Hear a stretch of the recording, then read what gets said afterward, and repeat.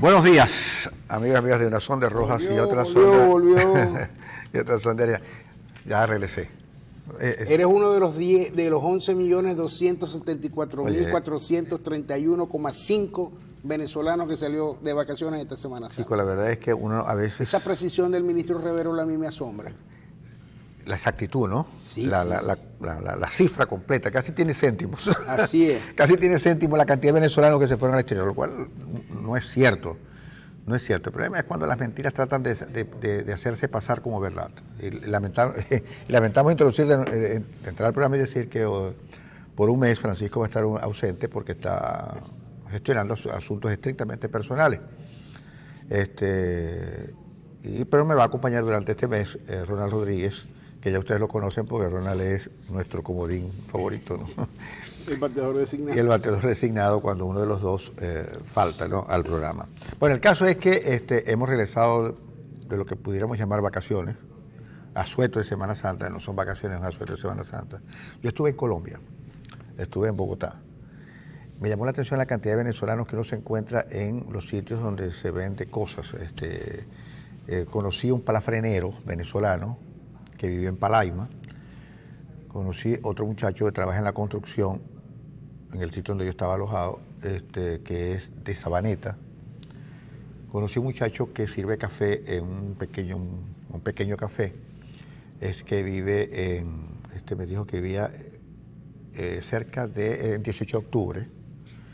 Una cantidad... O sea que eres una persona, en Bogotá eres una persona famosa, reconocible. Por donde vas pasando te aclaman, Arenas. Bueno, si supiera, yo soy de Sabaneta, yo soy del 18. Si supiera que llegué a una pizzería, en un pueblito que se llama Tabio, y el señor que estaba de mesonero, en ese pueblito alejado, no sé, en comparación con que es de Valencia, pero yo lo he visto a usted en televisión cuando estaba en Venezuela. Ya, yo creí que ibas a ser como un amigo mío que fue a Roma, estaba caminando por las calles de Roma, de pronto vi una pizzería que le llamó la atención, entró a la pizzería y cuando pide la pizza, él trata de pedirla en italiano y el mesonero y el mesonero, no se preocupe, aquí hablamos español. Y él le dice, ese acento lo conozco yo. Claro, lo vas a conocer si yo soy de Maracaibo. Bueno. Y el dueño también, y te vamos a hacer una pizza maracucha muy buena. Y digo yo, este es el único que va a Roma a comer pizza maracucha. Sí, bueno, a mí me pasó algo similar, pero me llamó la atención la cantidad de venezolanos además que trabajan y trabajan duro. Es decir, habrá venezolanos que el exilio, o como se llame, esta diáspora de venezolanos en el exterior, cualquier nombre que usted le ponga es un nombre que le puede ir bien o le puede ir mal, pero el asunto es que son muchos los venezolanos que están afuera. Y Colombia parece que es el principal destino. Es una ciudad como Bogotá, que es una ciudad difícil, no es una ciudad fácil, una ciudad muy cara, una ciudad donde hay que trabajar desde... Para migrar a Colombia, escoger Bogotá, como cualquier capital de Latinoamérica y del mundo, sí, es difícil. Sí, es difícil. Bueno, y uno se asombra de lo que te cuentan y de sus experiencias. El caso es que la diáspora venezolana ha sido muy dolorosa, no solamente por la cantidad de muchachas y de muchachos que se han matado en los últimos meses y que han asesinado, sino porque esos venezolanos trabajan y trabajan duro, es decir, como yo digo, algunos el exilio no les afecta, o como se llame esta diáspora, pero a otros sí, y la vida no ha sido buena para ellos, ni es color de rosa, tienen que trabajar duro para poder sobrevivir y enviar algo a su casa. Aquí, por lo menos los muchachos que yo me encontré, enviaban quincenal o mensualmente una parte importante de su escuálido sueldo, ¿no? Porque no es que tampoco ganan millones, ganan un sueldo mínimo. Claro, al cambio parece mucho dinero. Un millón de bolívares son 50, un millón de pesos son 50 millones de bolívares. Imagínense la diferencia que hay entre un bolívar y un peso colombiano. No, pero es que estamos teniendo el problema ahorita inclusive de que el dólar, los precios de los productos en Venezuela están superando rato largo el valor del dólar. Fíjate que ayer me decía alguien que con $1 en enero compraban 2 paquetes de harina pan. Hoy. No, de harina pan no, de harina. Me aclararon, porque la harina pan es otra cosa. Sí. O la marca esa de Industrias Polar. Hoy, con $1, No compras. No compras un paquete de harina, porque si al cambio de ayer eran algo así como 235, ese es el cambio de la página, un paquete de harina que no es precisamente pan, cuesta 250 bolívares. Entonces, ya la especulación, la inflación, el costo de reposición está superando inclusive el dólar de la página. El dólar de la página, o el Voldemort, como lo llaman por ahí en las redes sociales ahora. Ahora se refieren a ese dólar, se refieren como el Voldemort. El Voldemort, sí, porque por su carácter maligno. Maligno, claro que sí. Ahora, lo que sí es verdad que no es cierto de ninguna manera la cifra que da el señor ministro, es decir, que son casi 12 millones de personas las que 12 millones son casi la mitad del país que se moviliza en Semana Santa. Este país no tiene infraestructura para ni interna ni para salir a los venezolanos. Por ejemplo, en el aeropuerto de La Chinita, para poderse ir para cualquier destino de Venezuela, casi obligatoriamente, con una excepción creo que por Valencia, hay que pasar generalmente en el 80% de los destinos por Maiquetía. Y para ir a Maiquetía, por avión, solamente hay 3 vuelos diarios.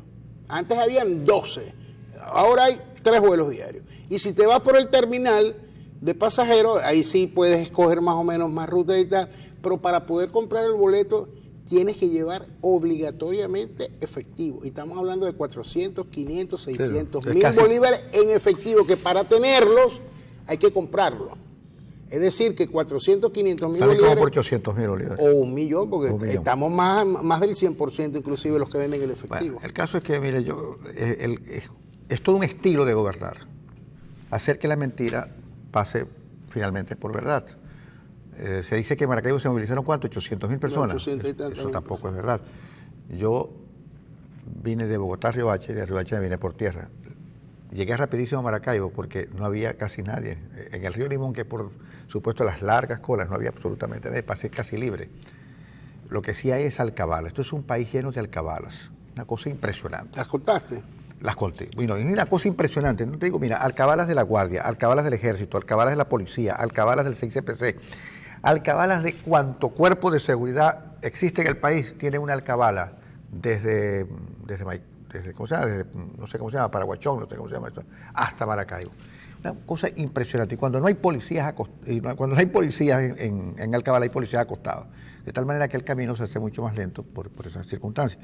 Pero 11 millones no se movieron en el país de ninguna manera. No había cómo. No había cómo, ni tiene por qué. Inclusive, dicen por ahí que la ley seca fue una cosa que no tiene ningún sentido, porque la gente ya ni siquiera puede tomarse un trago, porque son casi incomprables, ¿no? Sí, la cerveza andaba por el orden del 1.300.000, 1.400.000 bolívares, la caja de cerveza. Los rones están por encima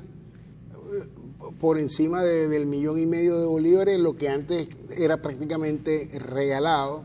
El cocuy, la alta demanda del cocuy ha hecho que el cocuy desaparezca de los anaqueles y de todas partes. Oí hablar del anís también, es decir, la ley seca es que ni siquiera la decretaron, ni siquiera la decretaron. Pero lo que sí quiero matizarte es con esta información del ministro Reverol, es que repite un viejo estilo, no solamente del régimen de Venezuela, sino de un régimen, de un tipo de gobierno muy particular, que niegan la verdad sistemáticamente y te generan con el discurso un mundo paralelo.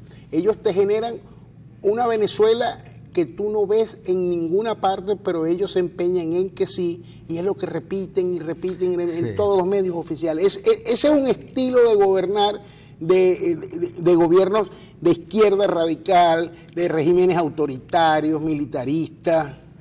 Pero fíjate, sí, obviamente es una manera de gobernar, y así se han gobernado todos los gobiernos autoritarios y dictatoriales en el mundo, ¿no? Yo encuentro una diferencia no tan sutil con el gobierno de Chávez y Maduro. El gobierno de Maduro se queda en la dictadura plena, es decir, gobernar dictatorialmente. Y punto, no vamos a seguir, porque las evidencias están a la vuelta de la esquina. En Chávez la pretensión no solamente era un régimen de fuerza, es decir, sino tenía una pretensión totalitaria, porque en Chávez sí había la movilización de un pensamiento que quería tornarse único. Esa es la diferencia. La diferencia, y además de eso, que sus razones se traspolaban o se inculcaban al pueblo con una verdad absoluta, el socialismo del siglo XXI, la patria sobre todo. Es decir, no tanto la patria en el esquema de Chávez y de Maduro, el concepto de nacionalismo, ese concepto del nacionalismo como una enfermedad que se nos ha inoculado en los últimos 20 años y que es sumamente peligroso, porque de ahí sí es verdad que el autoritarismo y la dictadura se hacen plenamente vigentes. Entonces, hay esa diferencia, por supuesto. Chávez tenía la fuerza de su carisma, cosa de la cual adolece Maduro. Por eso es que entre uno y otro hay una diferencia sutil. En Chávez el modelo se desplegaba violentamente hacia una especie de totalitarismo muy tropical, mientras que en Maduro se queda en el régimen estrictamente autoritario, que son dos cosas totalmente diferentes. Porque a Maduro le hace falta las ideas, el pensamiento, una concepción realmente de poder teóricamente consistente, etcétera, etcétera. Entonces sí tiene sentido, por ejemplo, ir al Instituto Zuliano de Estudios y Sociopolíticos, Instituto Zuliano, el ICEPES, órgano adscrito a la Gobernación del Zulia, donde se puede estudiar el pensamiento, la acción y la obra de Hugo Rafael Chávez Frías, como propuso la profesora María de Queipo. No, yo creo que no es para tanto. Lo que tuvo es, puedes ver en el discurso de Chávez una pretensión totalitaria, es decir, de que el pensamiento, lo que se pudiera llamar el pensamiento de Chávez, pues no, el Estado monolítico, alianza abierta con las Fuerzas Armadas, se inculcaban casi como una verdad absoluta, el socialismo como una verdad absoluta. A eso me refiero. En Maduro no hay esa cosa. Inclusive ya el socialismo ha dejado de ser una especie de leitmotiv en sus discursos. De hecho, fíjate la propuesta, les voy a dar una sorpresa, y cuando todo el mundo enciende el televisor esperando una cosa bien buena, él aparece con un insípido mensaje sobre la paz. No entiendes. Entonces, ¿por qué? Porque le falta la fuerza del pensamiento. Es decir, yo creo que no hay manera de imponer por la fuerza un pensamiento cuando quien la mueve es la ignorancia. No hay y adicionalmente, un presidente que tiene un nivel de aceptación por debajo del 20%, su gestión, y como presidente de la República, lamentablemente para él no debe tener mucha audiencia. Y no la tiene. No debe tener mucha audiencia. Ahora, yo estuve una semana afuera, pero me sorprendió un video que vi allá. Se trata de un video de Wally McClay. Yo no sé cómo lo vieron ustedes aquí. Así es. ¿Ah? Sí, sigue con el comentario. El video surge de la siguiente manera. El gobierno es señalado, Nicolás Maduro es señalado fuertemente por el general mayor Alcalá Cordones, y le hace unos señalamientos y unas acusaciones al presidente de la República y a ciertos personeros del régimen. Los voceros fundamentales del régimen hacen mutis, no se refieren al general mayor Alcalá Cordones, sino que de pronto, milagrosamente, aparece un video de Wally McClay, no solamente respondiendo al general mayor, sino que además lo amenaza.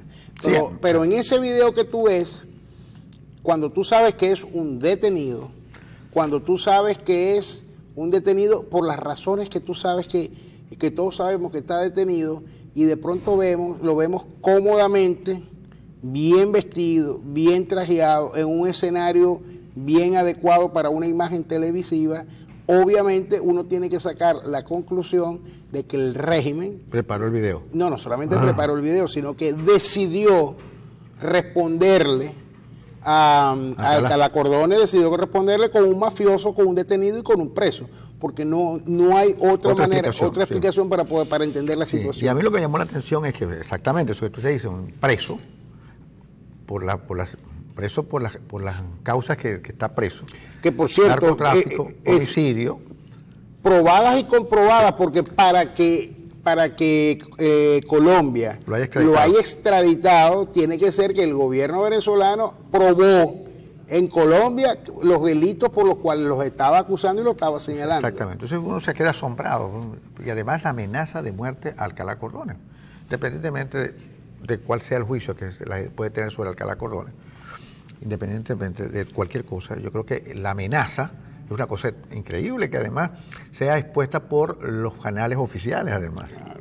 Difundida, y ahí me asombró, ¿y esto qué es? Un tipo bien trajeado de negro, en un sofá rigurosamente negro, en un ambiente bien televisivo, amenazando a un ciudadano, porque ya Alcalá Cordones está totalmente desvestido de sus prendas militares, amenazándolo de muerte. Voy por ti, decía Wally McClay. ¿Y cómo va a ir por ti si tú no sales de la prisión, muchacho? Por cierto, los venezolanos hubiéramos agradecido que Wally McClay, en un video similar, ampliamente difundido, explicara su defensa, dijera que no es verdad nada de lo que, se dijo, de lo que se dice, que lo tienen preso injustamente. O sea, hubiéramos agradecido una cosa como esa. Lo que pasa es que sabemos que no puede ser. Pero es que todo dentro del régimen gira bajo lo mismo. Fíjate lo que pasó, la tragedia que pasó en el penal del estado del estado Carabobo, donde la cifra más conservadora se habla de 80 y tantos venezolanos fallecidos, venezolanos que, si bien es cierto, están recluidos por alguna razón, la gran mayoría de ellos inclusive sin proceso cumplido, es decir, sin sentencia. Por eso no dejan de tener derechos fundamentales, porque todo ser humano tiene sus derechos. Pero lo que te quiero decir es que la cifra conservadora te habla de 80 y tantas personas, pero otros dicen que no, que pueden llegar hasta 100. Y la forma en la cual ocurrió el suceso, o se dice que ocurrió el suceso, es de verdad espeluznante narrarlo y contarlo. Pero lo que te quiero decir es que entonces, finalmente, días después, la ministra de Asuntos Penitenciarios, la inefable Iris Varela, sale a la palestra a responder por lo que ocurrió, y la gran declaración que hace la ministra de Asuntos Penitenciarios, lo recalco, es que ese ministerio no tiene responsabilidad en las cárceles. Entonces uno se pregunta de qué es responsable ese ministerio. Deberían cambiar el nombre, Iris. Deberían cambiar el nombre, ¿verdad? En vez de llamarse Asuntos Penitenciarios, debería tomar otra denominación. Ministerio de Gastronomía, porque si lo que se va a dedicar es a la cocina, por ejemplo. Sí. Ahora, fíjate, son 78 muertos según las cifras más o menos oficiales. 78 muertos. Es cualquier cosa. Creo que en una población de Rusia, un gobernador acaba de renunciar porque se produjo un incendio y hubo 64 muertos. Es decir, un gobernador dijo, no, yo renuncio. ¿Por qué? Porque hay responsabilidades. Iris Varela es responsable política y humanamente de los presos en Venezuela. Ahora, ¿qué hacen una cantidad enorme de presos en una comandancia de la policía? Si las comandancias de la policía no son para tener presos ahí para siempre. Una cosa de verdad bien... Las comandancias de la policía son centros de detención preventiva. Exactamente, son una cantidad enorme de gente allí, y además el dolor de los familiares. Ayer yo leí el comunicado del gobierno, dándole el pésame. Obviamente no se esperaba por menos del gobierno, pero tienen que investigar. Aquí la investigación de últimas consecuencias es un término que ya es vacío, porque nunca se llega absolutamente a nada. A nada, porque si se investigara de verdad, hubiese muchos presos por el caso de Brecht. Por ejemplo, los sancionados aquí, ahora por Suiza. Pues imagínate, suponte que los sancione Europa, algunos países de Europa que no sean Suiza, o que los sancione Estados Unidos, o que los sancione cualquier país. Pero que los sancione Suiza, que es un país además que tiene tiene dos grandes tradiciones Suiza, su neutralidad y el secreto bancario. Y el secreto bancario. Es bien sintomático que Suiza sancione a Diosdado, a Michael Moreno, a Tibisay Lucena y a Tarek William Saab, entre otros, y que nadie diga nada, exceptuando la pataleta que formó ayer, Tarek William Saab diciendo, yo no tengo cuentas en Panamá. Y en Suiza tampoco. Pero a lo mejor las tienen en otra parte. Ahora, esas son las investigaciones que tienen que hacerse, porque este gobierno llegó al poder hace 20 años, ya cumple 20 años ahora, con la bandera de la anticorrupción, de que iba a descabezar la corrupción. Y resulta, mira, que la corrupción no solamente ha sido un mal que liquidó la democracia anterior, es un mal que liquida y que está liquidando a la revolución. Porque la corrupción tiene un efecto bien interesante. Inicialmente, cuando se instala el poder o se instala en la corrupción, sirve inclusive como organizadora del hecho estatal que ellos tratan de fundar. Bueno, ¿por qué? Ahí está el caso de, ¿cómo se llama?, del general el del FUS, el del Fondo Único Social. Cruz-Weffer. Cruz-Weffer. La corrupción tiene ese doble efecto. Ese doble efecto. Por una parte, organiza el hecho estatal. De hecho, organizó inicialmente el gobierno de Chávez. Le digo a los militares el Fondo Único Social y otras prebendas. Ahí hubo procesos de corrupción. Pero luego la corrupción empieza a actuar como disolución del régimen que se fundó partiendo de la propia corrupción. Y eso es lo que está ocurriendo hoy en día.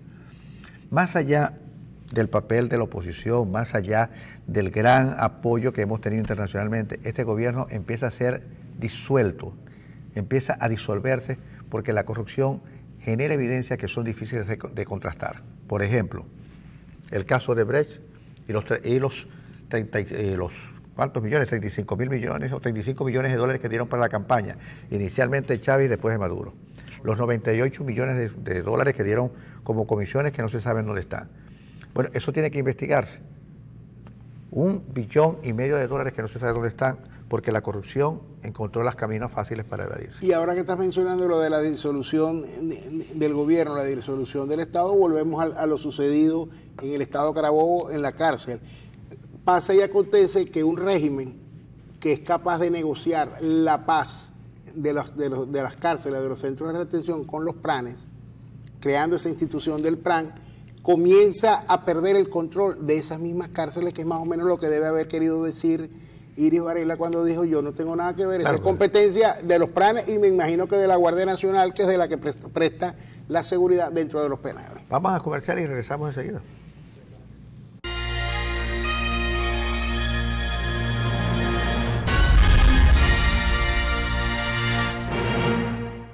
Aquí seguimos, son las 7:16 minutos, 7:10 minutos.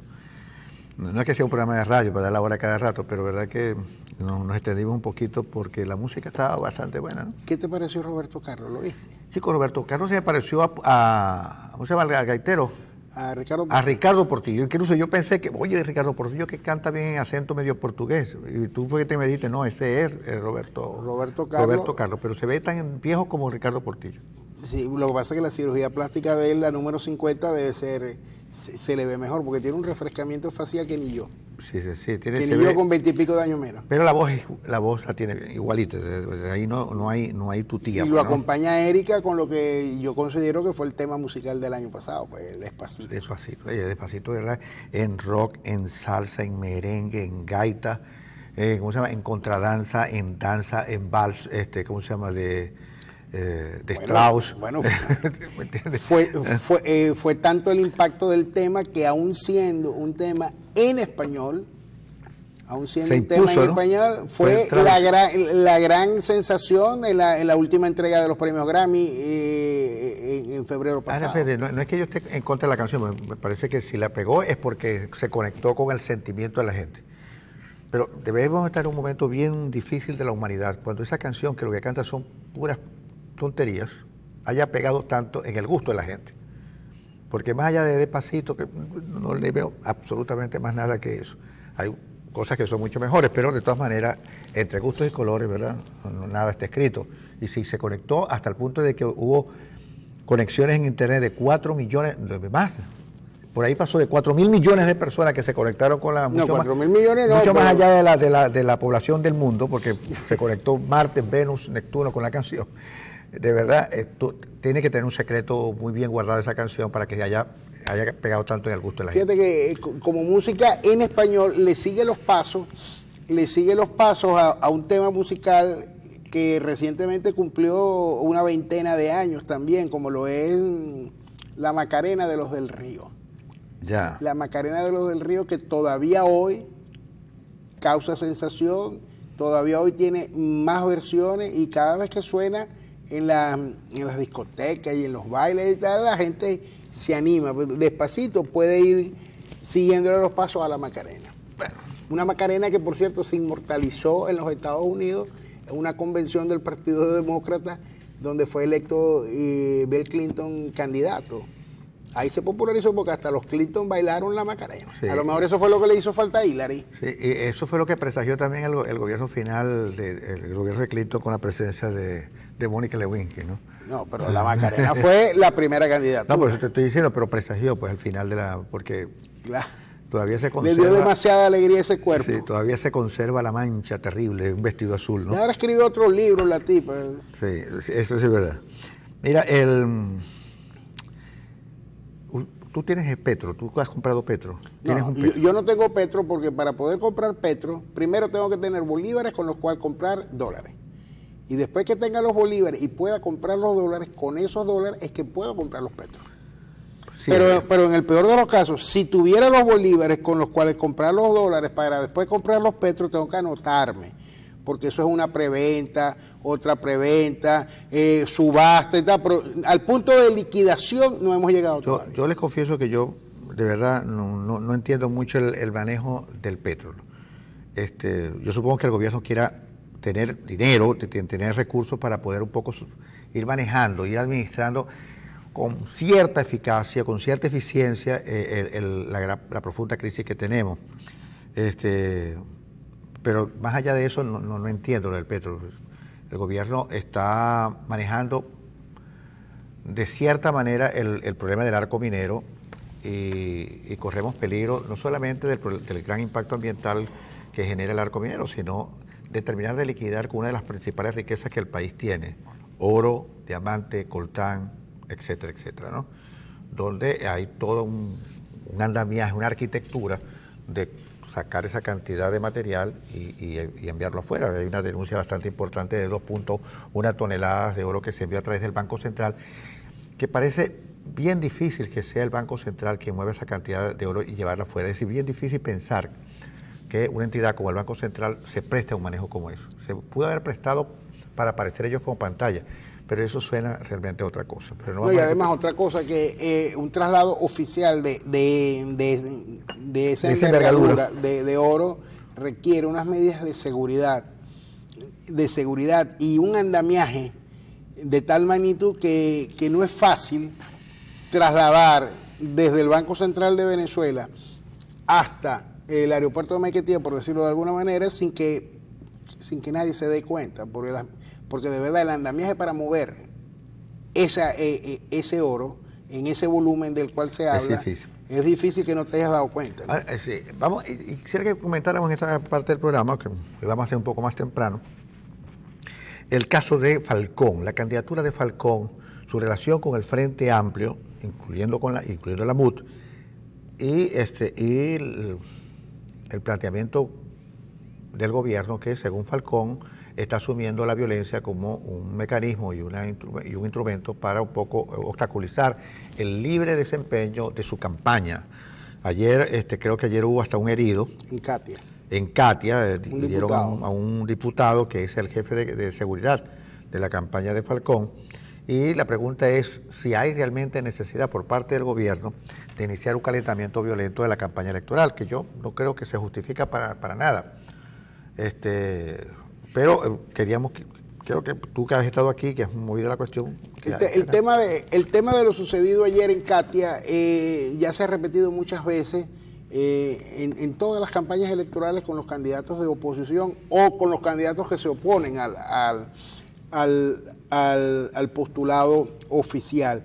Hay un problema, en Caracas se ve mucho, y en las barriadas de Caracas se ve mucho, hay un problema de territorialidad, de ejercicio. La autoridad se ejerce por la territorialidad de los llamados líderes locales, líderes parroquiales. Es decir, aquí no entras porque yo decidí que esto es zona chavista, esto es zona madurista, esto es zona oficialista, y tú no entras porque a mí no me da la gana, porque yo no quiero, y ahí empiezan los roces y empiezan los problemas. En todas partes del mundo los candidatos a cualquier cargo son protegidos por la ley, son protegidos por el ente electoral, son protegidos por los cuerpos de seguridad. Y más, en películas se han visto, por ejemplo, cuando un partido elige un candidato presidencial, en los Estados Unidos se ve mucho, se hace la convención, por ejemplo, del Partido Demócrata y están gobernando los republicanos. Se elige el candidato en esa convención y inmediatamente a lo que da la vuelta ese candidato y sale del escenario después de haber aceptado la candidatura y llega a la escalerilla, lo primero que se consigue ya de inmediato son el cuerpo del servicio secreto, que ya como candidato presidencial tiene derecho y el Estado norteamericano tiene la obligación de protegerlo. Pero aquí no, aquí lo que hace es que en el ejercicio extremo de la territorialidad, de la autoridad por la fuerza que la impone cualquier persona en cualquier parte, entonces ocurren sucesos como estos. Simplemente es porque aquí no entras, porque aquí no me da la gana, porque aquí no se permite, como decían los letreros esos que por ahí, que se hable mal de este, que se hable mal de aquel, que se hable mal del otro. Sí, de todas maneras, fíjate, yo creo que sería hasta un expediente bien peligroso que sea el gobierno quien inicie una escalada de violencia en una campaña electoral que por lo demás todo parece presagiar que los resultados están ya preestablecidos. Ayer había una caricatura, está en mi Instagram, @ellibrero, una caricatura de Caín, que es el caricaturista del diario La Razón en España, donde graficaban al presidente Maduro y él decía: le informo a los venezolanos que yo he ganado. No, que la campaña por la reelección está marchando bien. Imagínate. Bueno, entonces yo creo que ahora es inútil, ¿no? Ahora yo decía en la parte del colibrí el sábado pasado, y lo he venido diciendo en otras oportunidades, fue que mencionaste a Falcón, pero mencionaste al Frente Amplio y no mencionaste a la MUD, pero debe ser que también está incluida en el Frente Amplio. No, se lo mencioné. La mencionaste. Lo que te quiero decir es que lo que venía diciendo yo es que ahorita para mí el mayor problema de los venezolanos no es el régimen, porque del régimen ya se sabe qué esperar. Ya lo hemos padecido lo suficiente como para... El mayor problema ahorita de los venezolanos es la oposición.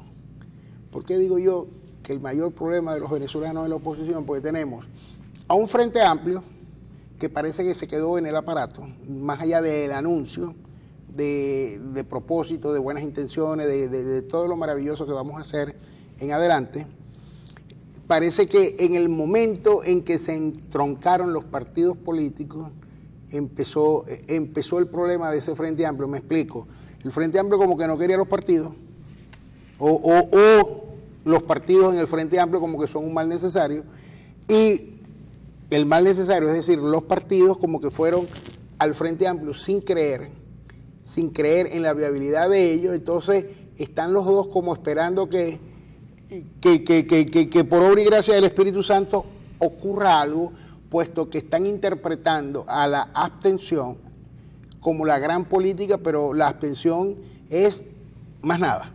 No vamos a votar y punto. Es decir, cómo se instrumentaliza esa decisión política que es no concurrir a las elecciones del próximo 20 de mayo, que por cierto, yo me inscribo dentro de los que creemos que el 20 de mayo, cuando vuelvan a validar un mes más el billete de 100, van a posponer nuevamente la elección presidencial. Yo me inscribo, tengo esa intuición, tengo esa sospecha. Que la van a prorrogar. La van a prorrogar porque, contrario a lo que mucha gente cree, los problemas de la oposición no son los que causan que se posponga la fecha, sino los problemas internos que hay dentro del chavismo madurismo. Pero bueno, lo que te quería decir es que el Frente Amplio con la MUD o sin la MUD no actúa más allá de la abstención. Y después tenemos la candidatura de Henry Falcón, que no es reconocida por estos, pero va adquiriendo vida propia ante el mutismo, ante la inacción del Frente Amplio y de la MUD. Yo lo he dicho, yo creo que Falcón no es el aventurero del cual se le ha acusado, ni el oportunista, ni el que se roba la plata, ni el que está recibiendo dinero. No, yo no. Es decir, yo no estoy haciendo un juicio de la presencia de Falcón en ese sentido. Falcón tiene una visión de la política, concibe la política de una manera, emerge en un momento bien difícil del país. Si la oposición no lanza candidato, bueno, me lanzo yo, porque estaba condenado a ser un personaje de tercera en la política venezolana después de la derrota que le infligió la señora Carmen Meléndez, la almiranta, en Lara. Yo lo que creo es que el gobierno, le he dicho en un sinnúmero de veces y casi hasta la náusea, de que este gobierno consta con aparatos autoritarios de poder que impiden realmente, y que han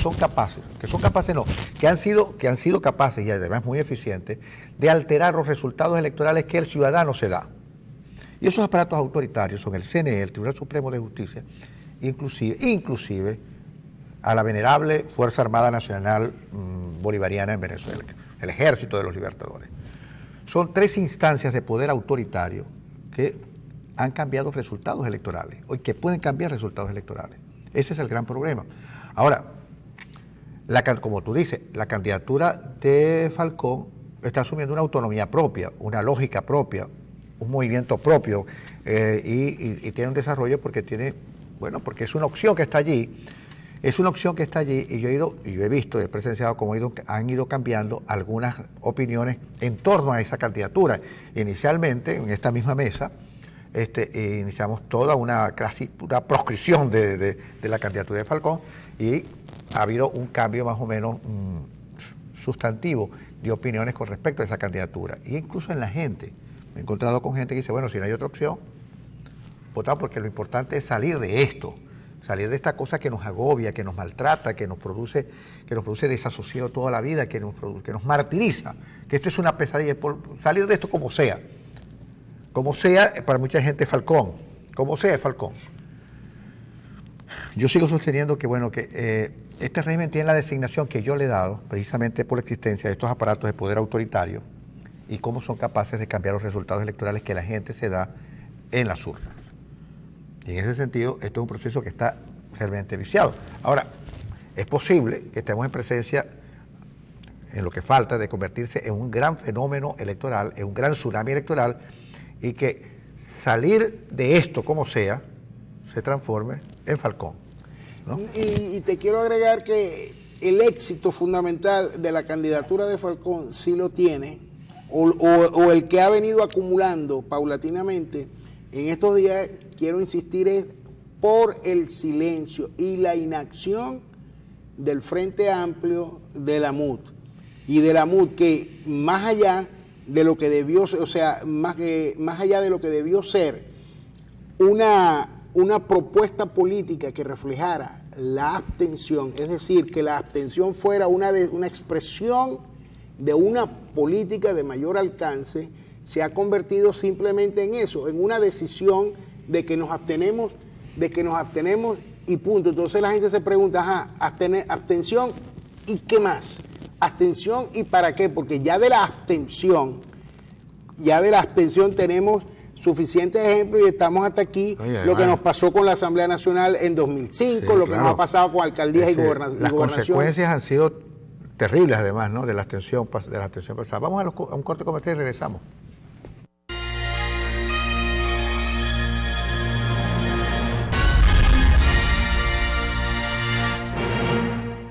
Aquí seguimos, ya en esta última parte del programa. Hay una buena cantidad de mensajes, yo le agradezco a los amigos y a los no tan amigos que nos siguen y que nos escriben, de verdad agradecerles, porque nos hace más fácil manejar el programa, y además muchos comentarios son acertados, inclusive aquellos que los critican también tienen, porque de verdad la tolerancia es el factor básico de la democracia.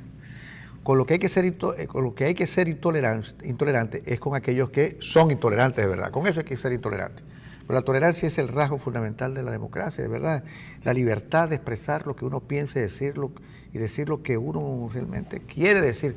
Yo le decía a Roland hace rato que lo peor que puede haber en política y lo peor que puede haber en un programa de televisión es la corrección política. Sin embargo,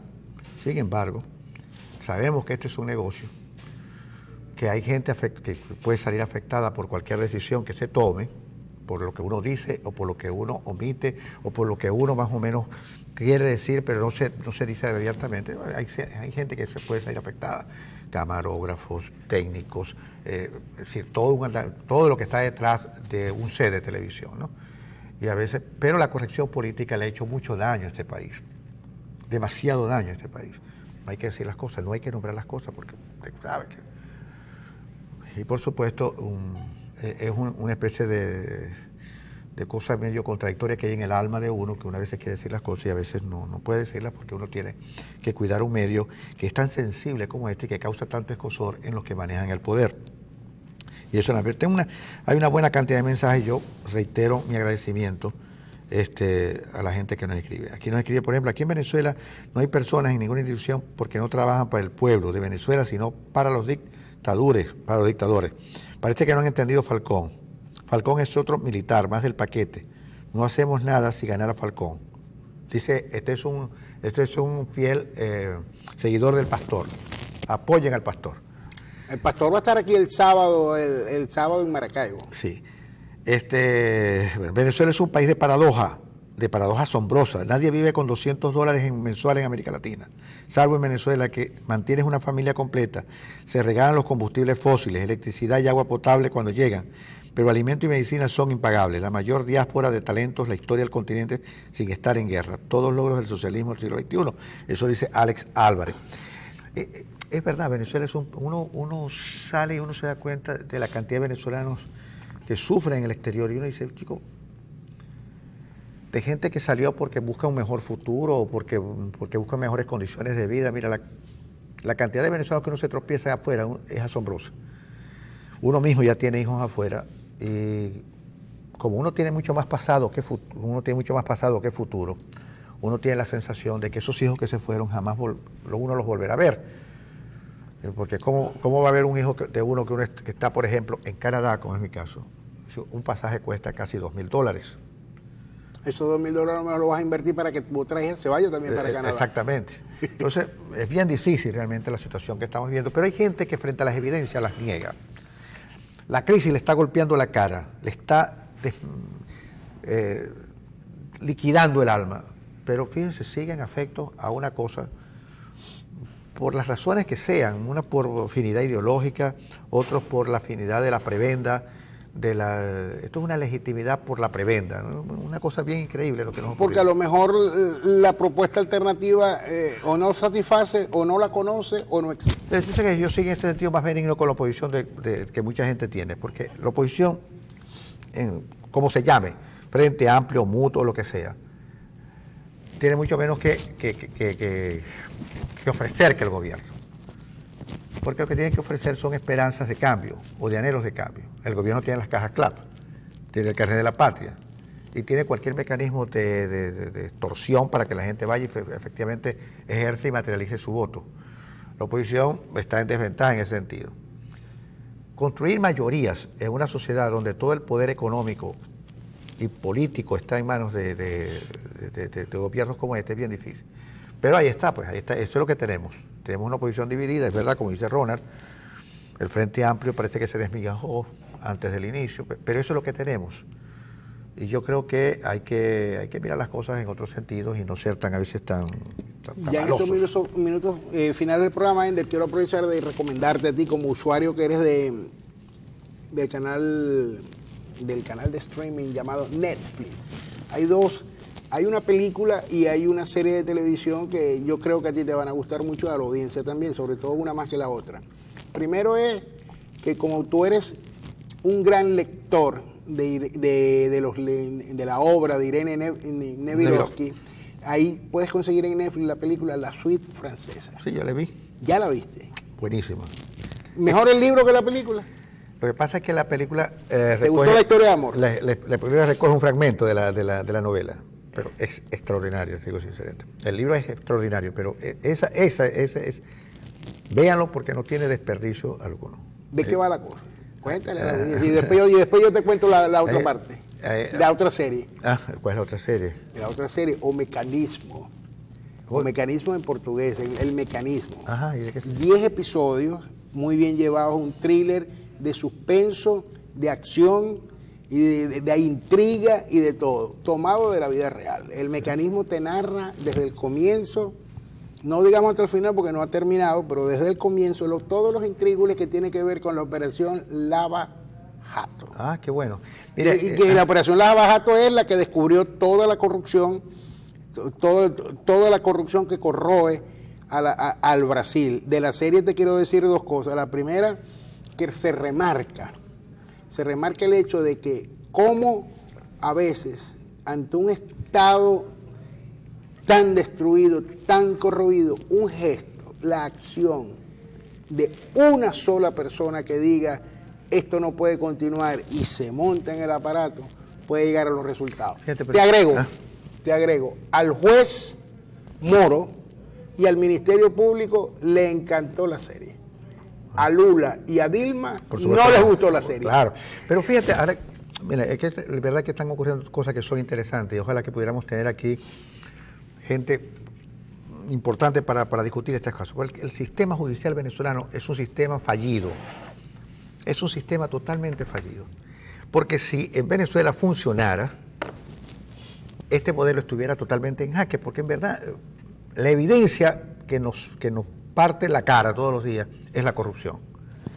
El gran problema de este país, mira, más allá, por supuesto, el problema económico es demasiado importante para los venezolanos. Los venezolanos están comiendo de la basura, que no consiguen absolutamente nada, que por más que le quitemos ceros al bolívar, la hiperinflación sigue comiéndose nuestros ingresos, porque no podemos prácticamente acceder a casi nada. Pero más allá de eso, la corrupción es un elemento fundamental, porque, empezando porque el autoritarismo ya es un hecho de corrupción de marca mayor. Pero además de eso, el quedarse con dineros públicos es realmente pecaminoso. Voy a tratar de... El problema es que hoy no tengo internet. No tengo internet desde hace más de un mes. No tengo internet porque obviamente en Venezuela hay una nueva modalidad de robo. Y es que se roban los cables de la telefonía y que alimentan... Pero esta mañana me dijiste algo que me llamó poderosamente la atención, que la CanTV no te va a reparar el cable, etcétera, sí, porque le tiene miedo que la policía los detenga. Exactamente, es decir, los empleados de la CanTV, cuando van a resolver el problema, tienen miedo de que los detenga la policía o la Guardia Nacional, porque se suponen de que, o la policía, no sé si eso es así, porque lo dicen los técnicos de la CanTV, de que la policía supone que quienes se roban los cables son precisamente los técnicos de la CanTV. Entonces pónganse de acuerdo, porque si no dejan que se resuelvan los problemas, porque supuestamente son ellos mismos los ladrones, entonces nunca vamos a tener internet y nunca vamos a tener telefonía en los domicilios. Pónganse de acuerdo. Este es un sinsentido. Un país que es ineficiente significa que está incomunicado, precisamente porque no se puede resolver el problema, porque los que lo pueden resolver pueden ser objetos de sanciones y de prisión inclusive. Ahora te voy a decir algo. Yo cuando veo una brigada, que me disculpen por la generalización, pero yo cuando veo una brigada de la CanTV trabajando en una tanquilla me asusto. ¿Por qué, chico? ¿Por qué crees que se...? Me asusto. Ya. Y cuando veo una camioneta de la CanTV que anda circulando por ahí, la persigo. Ya. La persigo y trato de hablar con él para tener el número telefónico para que cuando los amigos míos tengan problemas, los llamen a ellos, sí, para que resuelvan los problemas. Antes de irnos, leo rápidamente algunos mensajes porque, verdad, la gente lo pide, porque si la gente escribe es para que se los lean. A la oposición, este señor que nos escribe le pide a la oposición que se una, porque si se unen, Maduro no gana jamás. La unión la pide el pueblo a grito. Piensen en nosotros, por favor, únanse. Y es verdad. Sí, Osvaldo Salinas dice, amigo, lamentablemente los adecos, guarimberos, terroristas, fascistas, más nunca volverán.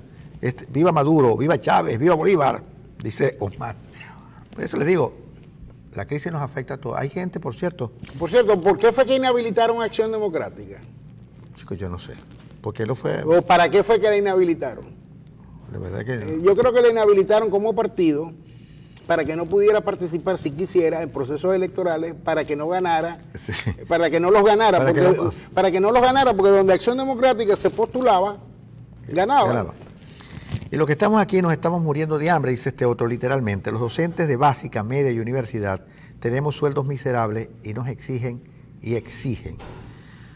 Recuerda lo que dijo Gualberto Fanite en este programa, Gualberto Fanite no más Rubí, en este programa, que van a llegar al 30 de julio y del 30 de julio en adelante no se sabe qué pasa, o los docentes, mejor dicho, están haciendo grandes esfuerzos por llegar al 30 de julio, pero que después del 30 de julio ellos no garantizan absolutamente nada porque no tienen salario, no tienen seguridad social, no tienen nada. Cuando a uno le preguntan, ¿usted qué hace? Soy profesor universitario, ¿cuánto gana? $6. A uno le da un poco de vergüenza decirlo. Dice, este gobierno lo comparo con aquella película que protagonizó Bruce Willis, dice, Duro de Matar, en la que unos vulgares delincuentes llegaron a una corporación en que se proclamaban miembros de un grupo revolucionario y lo que se planeaba era robarse una caja fuerte. Creo que eso era Duro de Matar 4. Sí, por cierto, hay una nueva película de Bruce Willis que no recuerdo ahorita el nombre, pero el puro sumario de la película me dice que es una versión mejorada de las otras 4 de Duro de Matar. Sí, bueno, imagínate. Buenos días, amigo. Opino que si hay mayoría de abstención, este gobierno se cae. Bueno. Pero se cae ¿cómo? Se cae como, porque eso mismo dijimos cuando la Asamblea Nacional, si no votamos, no hay Asamblea Nacional, y hubo Asamblea Nacional y eligió a todas las autoridades. Por cierto, hoy el Tribunal Supremo en el exilio tiene una actuación. Sí, por cierto, ¿verdad? Se nos había pasado ese dato, ¿no? Antes de irnos, y no sé si mañana lo comentamos o lo terminamos de comentar rápidamente hoy, pero ¿tendrá algún efecto práctico, útil, que el Tribunal Supremo de Justicia en el exilio haga un juicio de antemérito a Maduro? ¿Tendrá algún efecto práctico esa cosa? ¿O será simplemente una cuestión estrictamente simbólica, que simbólicamente puede tener alguna resonancia, pero más allá de eso no tiene ninguna posibilidad de implementarse? Y ayer estuvieron en el Consejo Nacional Electoral Cecilia Sosa, la ex magistrada Cecilia Sosa, y otro grupo de abogados impugnando la postulación de Nicolás Maduro a las presidenciales del 20 de mayo. ¿Por su nacionalidad? Sí, por el tema de la nacionalidad. Imagínate tú. Bueno. La Corte Celestial va a tener mucho trabajo. Así, ¿me pueden decir dónde queda el comando de Henry Falcón? Bueno, hoy se puede enterar porque Henry Falcón llega a Maracaibo hoy. Va a estar martes y miércoles cumpliendo actividades y seguramente ahí se van a dar detalles de lo que es su comando de campaña, de lo que es su plan de acción. Lo que sí les puedo decir es que me dijeron, no lo he confirmado, que el doctor Carlos Alaimo, el líder del PIS y de Pasión por Maracaibo, fue electo para dirigir el voluntariado en torno a Henry Falcón, pero tengo que verificarlo. Sí. Probablemente mañana, probablemente tengamos a Henry Falcón a partir de las 7:30. Sí. Probablemente. Es decir, media hora, o si podemos llevar un poquito más allá, sería perfecto. Le corrijo, Acción Democrática no ha sido inhabilitada, dijo este amigo que nos escribe. Así que... No, pero es que Acción Democrática perdió su capacidad de postulación ante el CNE, puesto que el CNE decidió que todos los partidos que no participaron en las elecciones anteriores, en las elecciones de alcalde y de gobernadores, no podían participar en el siguiente proceso. Mira, José Amado Quintero dice que Petro y Maduro para todo el mundo. Bueno, ojalá que eso se traduzca en comida para todo el mundo. Lo único que sé es que el INE, el Instituto Nacional el Instituto Nacional de Aguas, que hay acá en Venezuela, giró instrucciones a todo el mundo de que todas las operaciones marítimas que se hagan en Venezuela a partir de una fecha próxima, en abril, van a ser canceladas en Petro. Lo que pasa es que el INE como que no sabe el INA no sabe que el Petro se ha quedado en la preventa. Pues. Sí, señor. Buen día, Ender. ¿Será que nadie va a hacer algo para detener esta hambruna mortal? Bueno, esto es más o menos, no lo he leído todo, pero es verdad que son demasiados. Este último, pues. Buenos días, señores opositores. No griten que es peor Maduro, porque Maduro repite. Bueno, repetirá entonces. Bueno. No, claro. Si no se participa en las elecciones, si no hay contrincante, si la abstención se impone, evidentemente Maduro tiene todas las de ganar. Marlene dice que votemos por nuestros niños, pero que salgamos a votar, dice Marlene. El gobierno y el presidente prometen tantas cosas que al final la promesa es para ellos mismos. Bueno, amigos, hemos llegado al final del programa hoy, son exactamente 7:50 minutos, 7:45 minutos de la mañana. Esperamos estar de nuevo con ustedes. Les recomiendo una nota que aparece en la prensa, en el Nacional hoy, que es el último video de Pérez, del joven, del oficial Pérez, Oscar Pérez, y se van a dar cuenta que de verdad no había necesidad de desarrollar, de hacer lo que realmente se hizo. No había necesidad. Esto es de verdad que fue un verdadero crimen lo que se cometió contra Oscar Pérez. Les recomiendo que vean el Nacional hoy, en la sección de videos, y escuchen a Pérez y al mayor, al diálogo del mayor, y se dan cuenta que de verdad que no había necesidad de semejante expediente y de semejante hecho tan atroz. Así que, Mario, tenemos que irnos. Mira. ¿Te perdonaron la vida? Me perdonaron la vida. Hoy hay Champions, Ender Arena. Hoy hay Champions. Hoy juega el Madrid contra la Juventus. En el partido de ida, ya el Real Madrid está en Turín. Ya hoy juegan en Turín. Bueno, yo espero que gane la Juventus, porque yo de verdad soy un opositor. Yo soy opositor en todas partes. Es más, yo creo que si ganara Falcón, yo soy opositor. Yo también quiero que gane la Juve, porque la Juve ya es hora de que vuelva por su fuero, pero debo decirte que la Juve tiene el problema que tienen otros, ¿no? Que se mueren el día antes, se mueren la noche antes, y se va a enfrentar a un Real Madrid que está potenciado, está en su mejor momento del año, ¿no? Del año, futbolísticamente hablando, aun cuando en la Liga Española no tiene nada que buscar porque perdió hace mucho tiempo la posibilidad de titularse, hace mucho tiempo quedó fuera de la Copa del Rey. Entonces eso más bien lo que hace es que le quita las cargas y físicamente está mejor, ¿no? Está en su mejor momento. Claro, siempre jugar en Turín, en la casa de la vecchia señora, no es fácil. Ya al Barcelona le pasó, ¿te acuerdas? Exacto, pero esto es un ida y vuelta. Acuérdense que los equipos cuando van a la Champions ya ellos no piensan en partidos de 90 minutos, sino que ellos piensan en 180 minutos. Ya.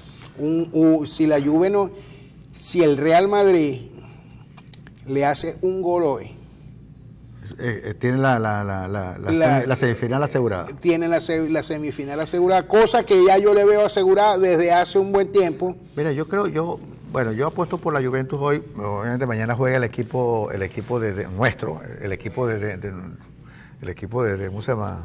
El Messi Fútbol Club. El Messi Fútbol Club, o sea, Messi 10 más. Messi y 10 tipos más. Messi 10 más es la selección argentina. Sí, el Barcelona es mucho más que... Sí, mañana juega Messi Fútbol Club contra... ¿quién? Contra la Roma. Contra la Roma. Ese es un juego que no tenemos ganado. ni la loba va a salvar a la Roma mañana. Bueno, tengan ustedes muy buenos días, amigos y amigas. Esperamos volver a vernos mañana. Mañana probablemente tengamos a Falcón a partir de las 7:30 de la mañana. Si le da tiempo de venir de niños cantores. Y esperamos tener la sintonía y los mensajes, por favor. Han llegado 55 mensajes, yo les agradezco mucho la gentileza que han tenido en escribirlo. Hasta mañana.